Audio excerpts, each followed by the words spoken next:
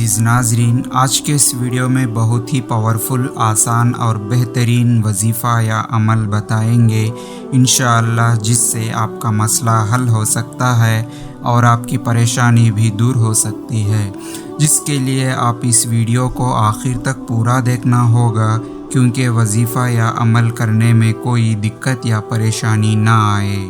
अज़ीज़ नाज़रीन, आज के इस वीडियो की खासियत यह है कि अगर कोई शख्स अपने बदन की हर तकलीफ़ को दूर करना चाहते हैं तो ख़ास तौर पर उनके लिए बहुत ही पावरफुल, आसान और छोटा सा वजीफ़ा को कसरत और पाबंदी के साथ करें। इंशाअल्लाह अल्लाह की रहम व करम से कामयाबी ज़रूर होगी।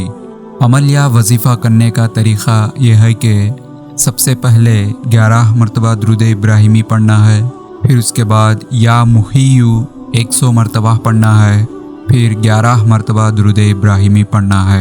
यानी कि अव्वल और आखिर में 11 मरतबा दुरूद इब्राहिमी पढ़ना है, फिर उसके बाद या मुहिय्यु 100 मरतबा पढ़ना है। और अल्लाह की ज़ात पर भरोसा रख कर इस वजीफ़ा को कसरत और पाबंदी के साथ करें। इंशाअल्लाह अल्लाह की रहम व करम से मददें ज़रूर मिलेगी।